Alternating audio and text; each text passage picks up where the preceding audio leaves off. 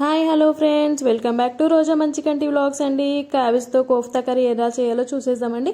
ఫస్ట్గా సన్నగా కట్ చేసి పెట్టుకోవాలి క్యాబేజీ. దీంట్లో ఇలా వేసి తురుముకోవాలండి. తురిమిన తర్వాత ఇగోండి ఇంత సన్నగా వస్తుంది. దీన్ని ఒక ప్లేట్లోకి తీసేసుకోవాలి. నేను ఈ విధంగా సన్నగా ఒక పావు కేజీ క్యాబేజ్ అయితే తురుముకున్నానండి. ఇట్లా ఒక గిన్నెలోకి తీసుకున్న తర్వాత తగినంత శనగపిండి తీసుకోవాలి.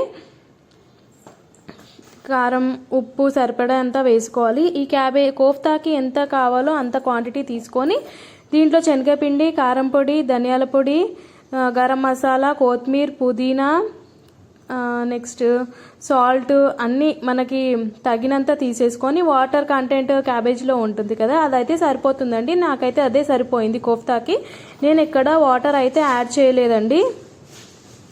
చూడండి, వాటర్ యాడ్ చేయకుండానే నేనైతే ఈజీగా చేసేసానండి. కోఫ్తాస్ అనేటివి కొంతమందికి తెలియదండి, ఏంటి అని ఆలోచిస్తుంటారు కదా.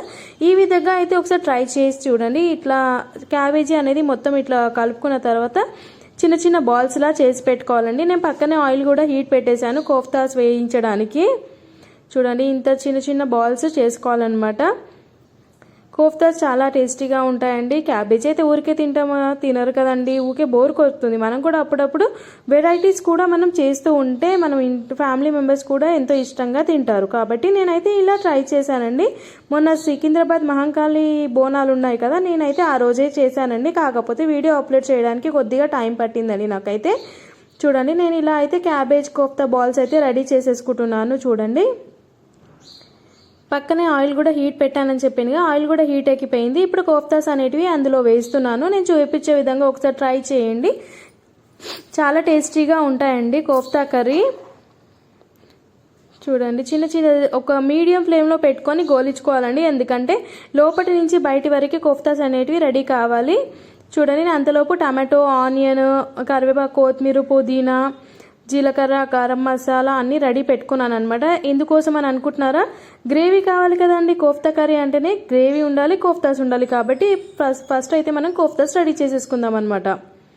చూడండి, ఈ విధంగా కోఫ్తాస్ అయితే వస్తాయండి. మీరు కూడా ఒకసారి ట్రై చేయండి. చాలా చక్కగా ఉంటాయి, చాలా టేస్టీగా కూడా ఉంటాయి, క్రిస్పీగా కూడా వస్తాయి. ఎందుకంటే మనం శనగపిండి యాడ్ చేసాం కాబట్టి క్రిస్పీగా కూడా ఉంటాయి. చూసారా ఎంత చక్కగా కనిపిస్తున్నాయో కోఫ్తాస్. ఈ విధంగా సైడ్కి తీసేసుకోవాలండి. అదే కడాయిలో తగినంత ఆయిల్ వేసుకున్నాను. దేనికి, గ్రేవీ కోసం అని నేను ఇవన్నీ ఫ్రై చేస్తున్నాను. చూడండి, ఆనియన్స్, టమాటోస్ వేసేస్తున్నాను. ఇవి మంచిగా ఫ్రై కావాలన్నమాట. ఈ ఫ్రై అయిన తర్వాత మనం ఒక మిక్సీ జార్లోకి తీసేసుకొని పేస్ట్ చేసేసుకోవాలి. దీంట్లో కొద్దిగా వెల్లుల్లి, అల్లం కూడా వేసానండి, మీకు కనిపిస్తుంది అనుకుంటున్నాను. చూడండి, ఈ విధంగా అయితే కుక్ చేసుకోవాలి టమాటో, ఆనియన్స్ని.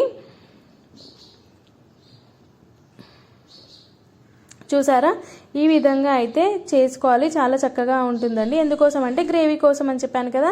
నేను పోపు పెట్టేసి ఇట్లా గ్రేవీ అనేది పొయ్యి మీద పోసేసానండి. చూడండి, దీంట్లో పసుపు, ఉప్పు, కారం, గరం మసాలా, ధనియాల పొడి ఇందాక మనం రెడీ పెట్టుకున్నానని చెప్పాను కదా, అవి ఇక్కడ యాడ్ చేసేసానండి.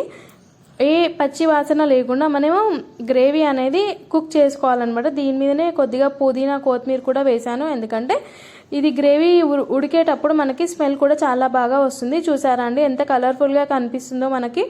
గ్రేవీ అనేది కూడా చాలా టేస్టీగా ఉంటుంది. నేనైతే ఇలాగే చేసుకుంటానండి. గ్రేవీ అనేది కూడా సైడ్ ఒక గిన్నెలోకి తీసేసుకుంటున్నాను. కోఫ్తాస్ మాత్రం తినే టైంకి వేసుకోవాలండి. ఫస్ట్ వేసుకుంటే కోఫ్తాస్ మాత్రం మెత్తగా అయిపోతాయి. కాబట్టి నేనైతే తినే టైంకి అయితే నేను మీకు చూపిస్తున్నాను కాబట్టి నేను ఇలా వేసాను. నేనైతే తినే టైంకే వేసుకున్నాను. సబ్స్క్రైబ్ చేయండి రోజా మంచిగా.